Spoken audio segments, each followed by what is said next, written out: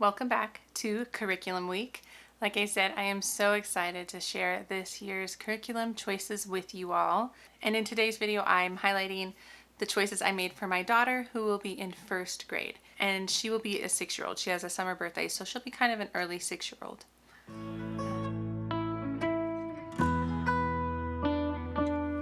Hi, my name is Angie. Welcome if you are new, and welcome back if you are not new. I always love when you guys come back and watch my videos, and I know a lot of you are just as excited as I am for curriculum season, curriculum choices. So like I said in yesterday's video, this week is curriculum week. I'm sharing all the curriculum that we will be using next year. Yesterday's video was my son's second grade curriculum choices, and then on Thursday I think is when I will upload my twins, who will be preschoolers, and then Friday we will be doing all the family subjects. So please stick around, subscribe, hit the bell, all the things. So let me get into my daughter's curriculum. I will start again with language arts. For reading and phonics, we are using All About Reading. So as we were wrapping up her kindergarten year, she was working through level 1 of All About Reading. We started around the new year. She got, I think, about halfway, lesson 26 or something like that. So we will be picking back up All About Reading level 1. And like I was saying in my son's video, I just got her own box of word cards because she's tracking so close behind him that it was getting confusing. So she has her own stuff. So we'll be doing that, and then I'm sure we will be switching to level 2 probably halfway through the year is my plan for her, because she's doing really well.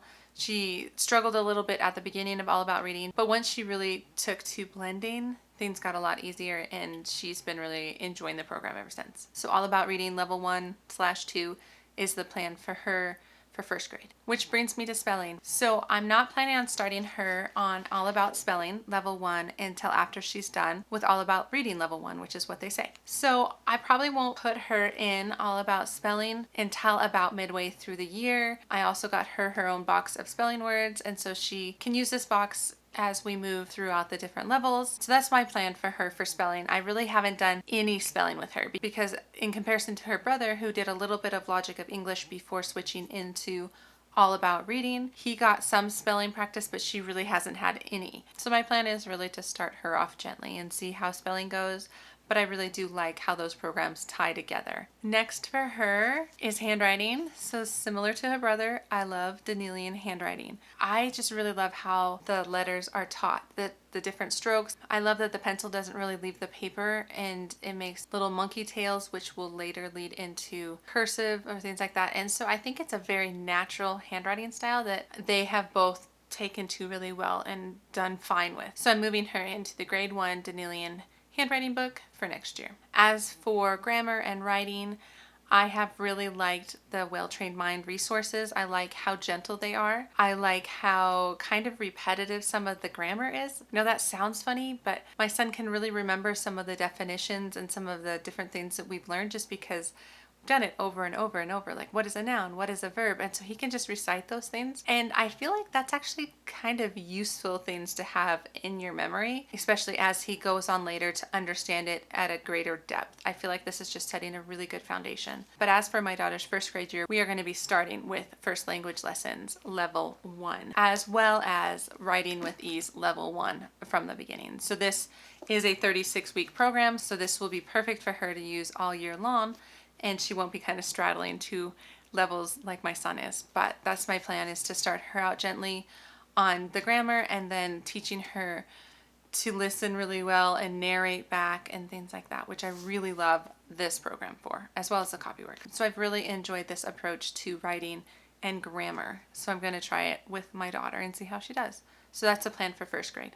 Okay, as for math, we are also using Singapore Math. Last year, her kindergarten year, we worked through the Singapore Dimensions, KA and KB, and it was great. It set a great foundation. I had the teacher's manual, so it really set her up well with some good kindergarten math, and so we're going to put her directly into primary math 1A, so the US edition. And so I have all the material here. I have all the teacher's guides, I have the workbooks, the textbooks, 1A, 1B, as well as the intensive practice problems for 1A and B and the challenging word problems.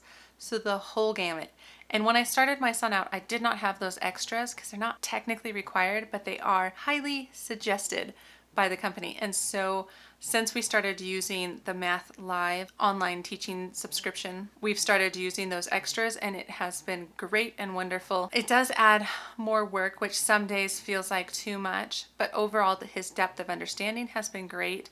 And so I'm looking forward to putting my daughter into it as well. And so I have all of that ready for her to go. The extra thing I do have for her, just after working with my son, is because I know that Singapore Math highly encourages the kids to have their math facts memorized, their addition facts and subtraction facts in the 1A program. And he wasn't quite there, so we stopped and we did these two programs, addition facts that stick, as well as subtraction facts that stick. And so I have these for my daughter because they're the kind that you can reproduce within your family. So I just made photocopies, so I'm ready to work with her on those next year if we need to stop. I feel like it's highly worth it to get those just foundational facts in their head, and it will make the rest of math so much easier.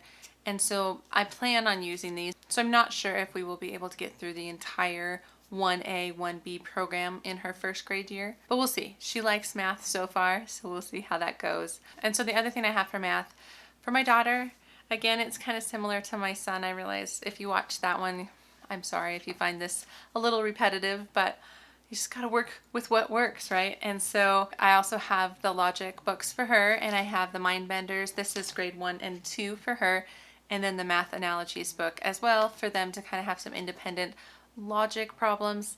They both look forward to their logic papers, and so it's just win-win. I love having them do it, and they really enjoy doing it. So that's language arts, math. As for my daughter, what I picked for her handicraft, I picked finger knitting. So I picked up this book. It's how to finger knit.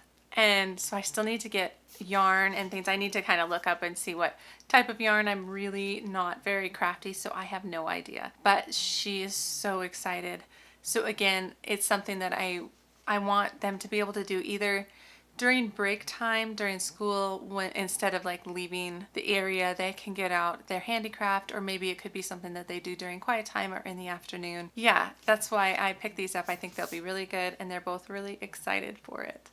So that is what I have to share with you for my first grader, for my daughter, for next year. I think she will have a great year. I'm really excited about all of this curriculum. If you would like to see any of this curriculum in more depth, if you want me to do a flip through or make a review about how I specifically use it in our family, please let me know down below, and I'd be happy to make those videos. I just don't know exactly what everybody's the most interested in. So that is what I have for this video. I hope you are all doing well, and please consider liking the video, subscribing to the channel if you aren't already subscribed, and I will see you in the next video.